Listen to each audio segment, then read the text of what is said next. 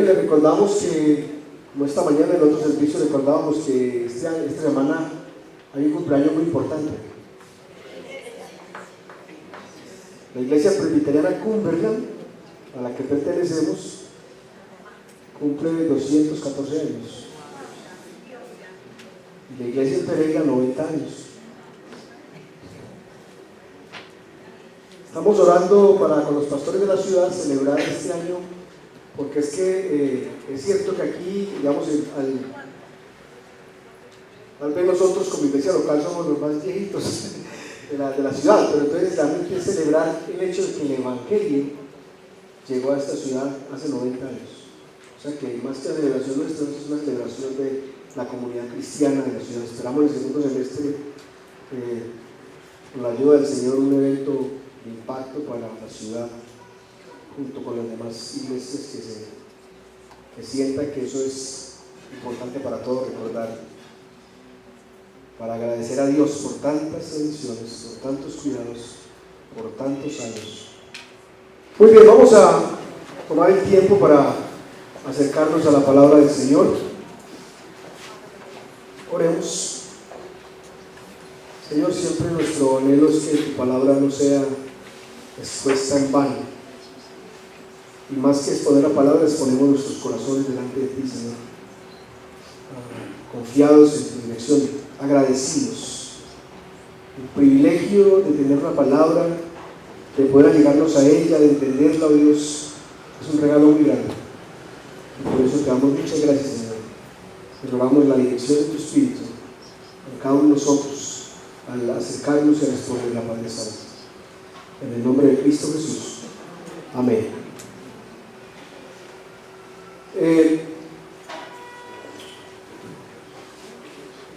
Estoy un poquito, no estoy muy en la estructura de esta mañana porque hablé de un sermón de 5 puntos, un punto grandote que es un sermón y 4 puntos de refuerzo. Entonces no es, sobre todo los alumnos de expositor dicen, pastor, pero yo estoy diciendo que así, usted lo hace de otra manera, entonces no se extrañe, simplemente decía yo que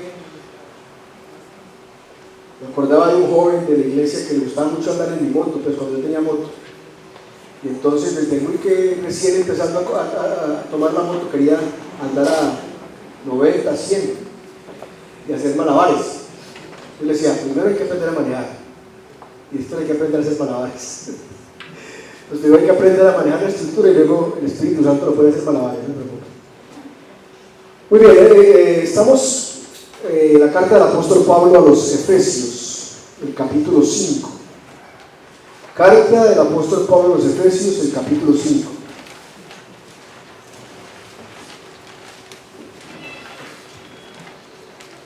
El verso 15. Efesios, capítulo 5, verso 15 y siguientes. Dice así: por tanto, tened cuidado cómo andáis, no como insensatos, sino como sabios, aprovechando bien el tiempo, porque los días son malos.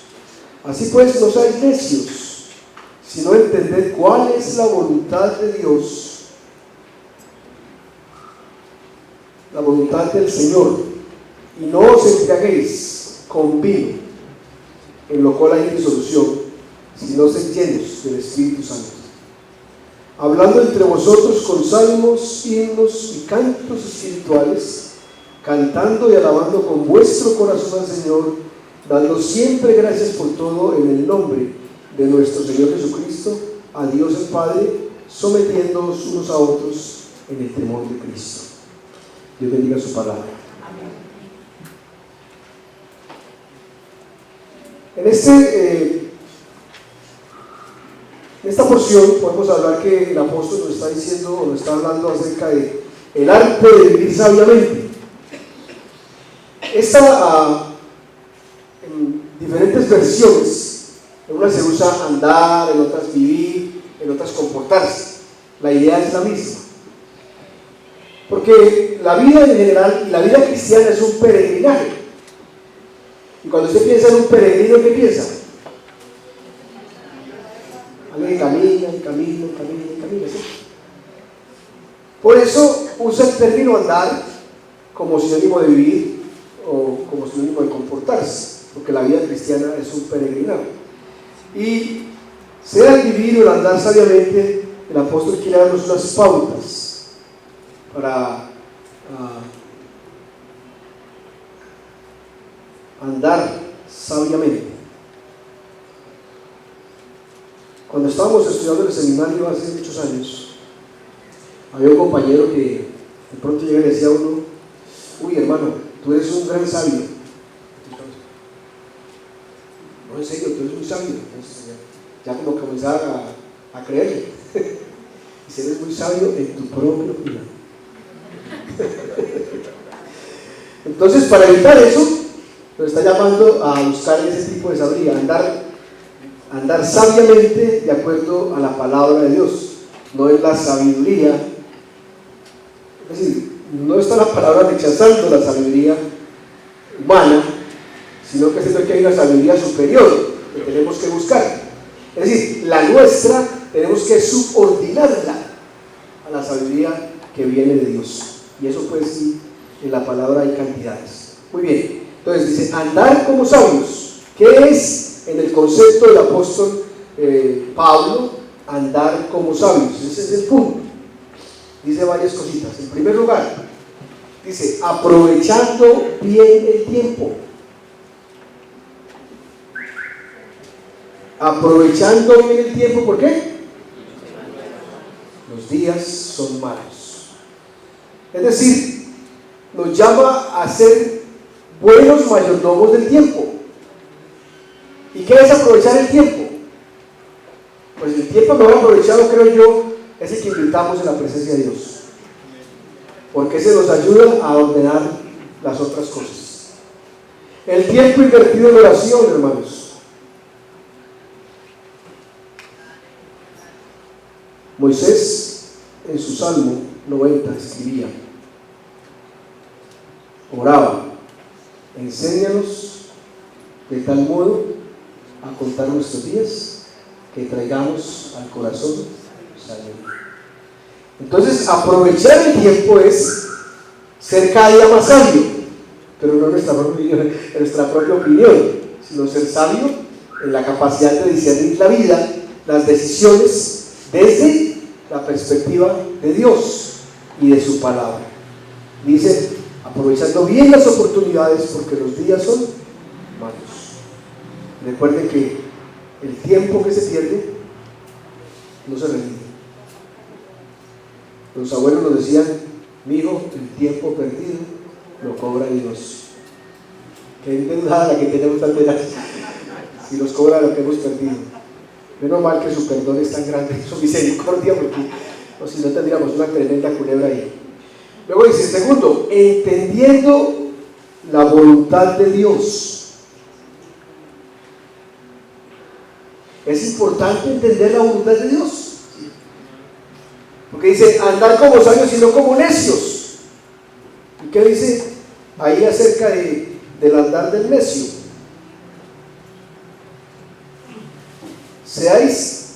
No seáis necios, sino entender cuál es la voluntad de Dios, porque nos ayuda a tomar las decisiones correctas, nos libra de estar apresurándonos, de tomar decisiones fatales, como recordamos hace 8 días en el caso de Lot y Abraham, entendiendo cuál es la voluntad de Dios, acertando, porque nosotros ya no somos libres, sino que estamos sujetos al Señor. Hemos sido liberados de la esclavitud del pecado, pero estamos sujetos al Señor, a su voluntad, y a Dios le agrada que hagamos su voluntad. Una tercera cosa que dice en cuanto a ser sabio es, dice, llenándose del Espíritu Santo, o digámoslo mejor en términos un poquito más técnicos, entregando el control al Espíritu Santo. Al mirar este texto y esta reflexión, uno pregunta realmente qué tanto es el Espíritu Santo que controla nuestra vida. Realmente, no. Nosotros creemos que nosotros somos los que controlamos nuestra vida, que tenemos suficiente madurez para controlar nuestra vida, pero es una posición de arrogancia. Él usa ahí la figura, dice, no os embriaguéis, o sea, empieza desde la perspectiva negativa, ¿cierto? No os embriaguéis con vino. ¿Qué quiere decir la figura? ¿Qué pasa con el que se embriaga con vino? Pierde el control. O le está entregando el control al vino. Que no hay ningún control, es todo un descontrol. Entonces dice, así mismo, embriáguense del Espíritu Santo, entreguen el control a Él, pierdan la voluntad en manos del Espíritu Santo. Eso suena un poquito contra nuestro orgullo, contra nuestro ego, pero así es lo que Dios quiere. Él sabe, Él nos hizo, Él nos formó, Él tiene el manual de funcionamiento del ser humano, y no va a entregar el control a Él. Porque si le entregamos el control al Espíritu Santo, estamos diciendo no al desenfreno. Nuestra vida va a ser más mesurada porque está guiada por el Espíritu Santo. Una cuarta cosa que está diciendo el apóstol de hablar como sabios, y yo hasta esta reflexión caí en cuenta, porque es que comienza a decir ahí, hablando entre vosotros con salmos, himnos y cánticos espirituales, cantando y alabando al Señor en vuestro corazón, o con vuestro corazón al Señor, dando siempre gracias a Dios por todo en el nombre del Señor Jesucristo, a Dios el Padre, sometiéndonos unos a otros en el temor del Señor. ¿En qué palabra podemos resumir todo eso? ¿O de qué está hablando ahí? A ver el ojo clínico para ver el pasaje.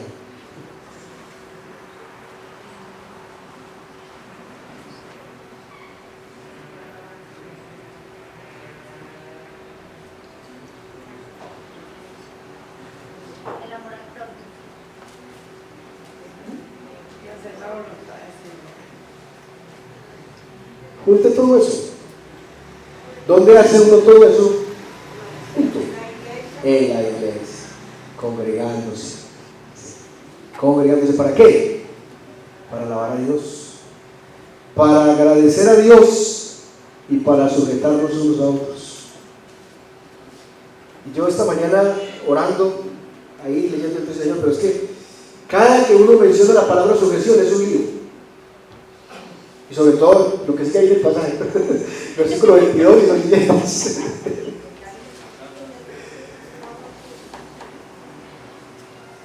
Muchos dijeron, pastor, ¿por qué frenó ahí y no siguió con el 22 para que nos diera leña? No, también. El Señor me dio esta concepción. Sujeción, bueno, nos congregamos para alabar al Señor, para agradecerle y para sujetarnos unos a otros. La verdad es que la palabra sujeción ha sido muy mal usada. No solamente la palabra, sino la acción. O sea, muchos usan esto, muchos líderes espirituales hoy en día usan esto para manipular a la gente, para decir, obedezca, me haga así, entrégueme esto, entrégueme lo otro. Pero sabe que el Señor esta mañana me mostraba como una idea diferente, y es como un engranaje. Cuando hablo de la iglesia, sometados unos a otros, es como un engranaje. ¿Entienden?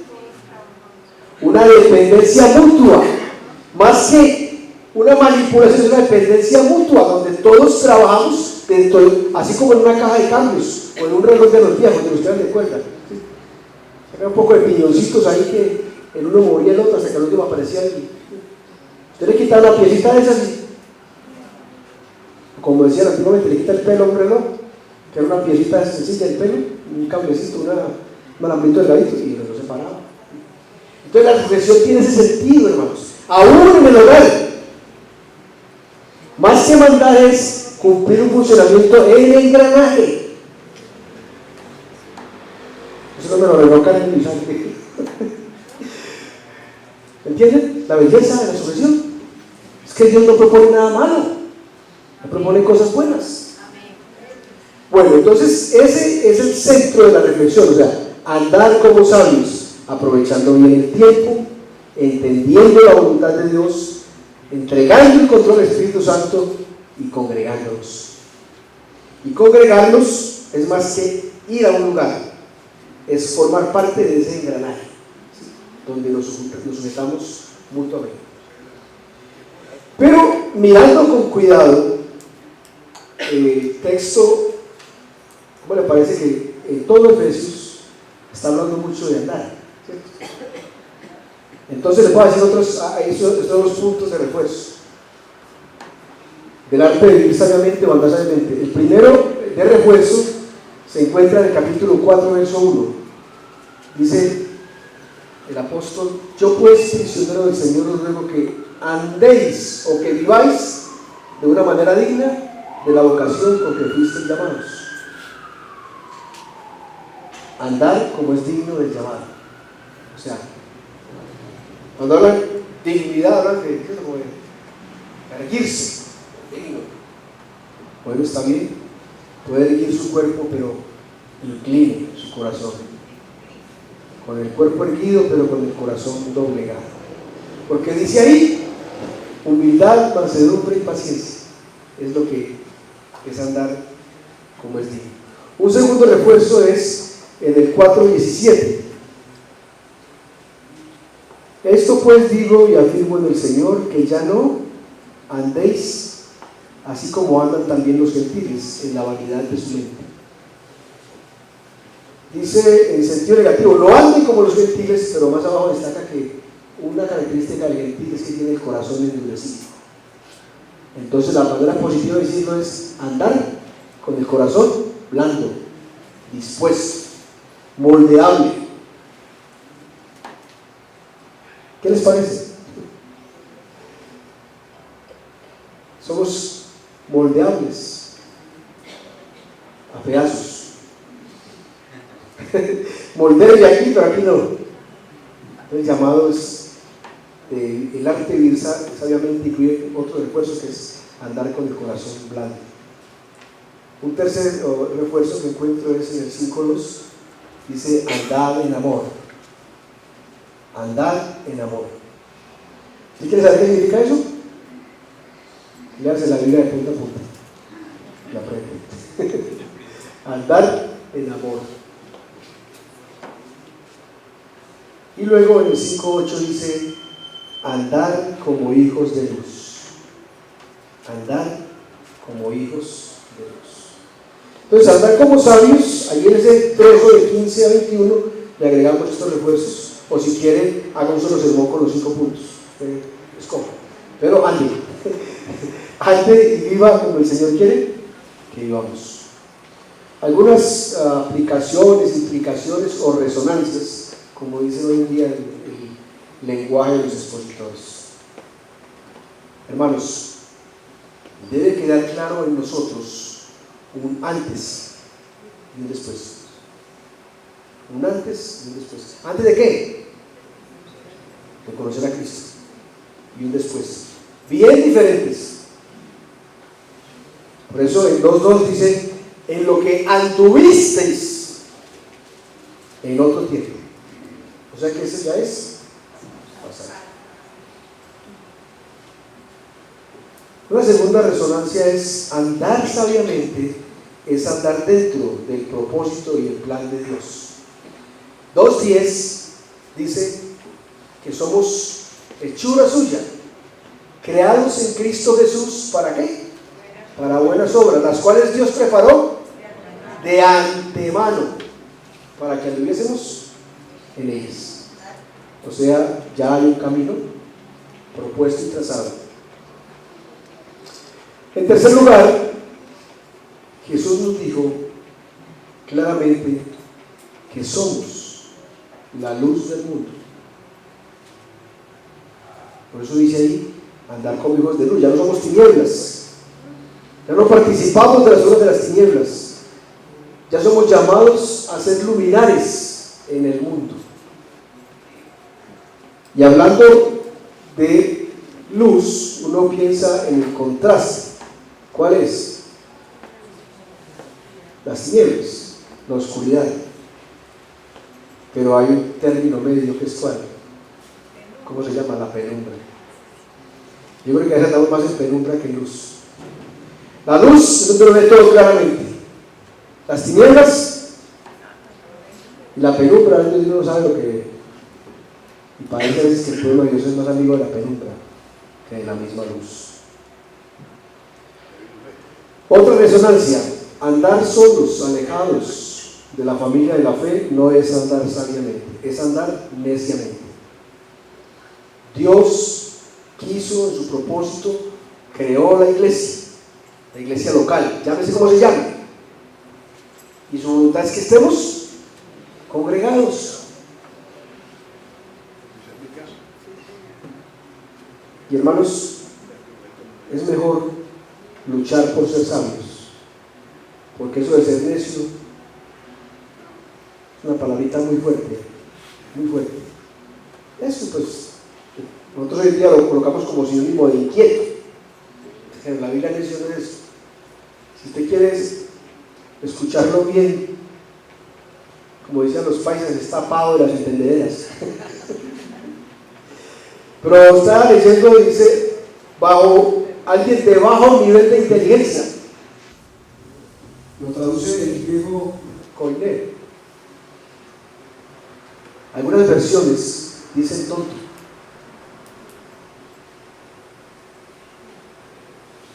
Y también habla de uno que tiene en poco lo revelado por Dios. A ella se refiere a sus hijos que comenzaron a tener en poco lo revelado por Dios. Hermanos, no, eso de ser tonto no. Eso de necio no, que no sea con nosotros, sino como dice la palabra, seamos sabios. El arte de ser sabio es lo que el apóstol Pablo quiso enseñarnos, el Espíritu Santo por medio del apóstol, y lo traemos aquí a nosotros hoy, y espero, hermanos, que sea de bendición para nosotros. Dice que en la forma como una persona camina refleja mucho su carácter. ¿Cómo es su caminado? ¿Tiene su tumbado o no? Pues Señor ayuda a decir, mira cómo está caminando. Dios le bendiga.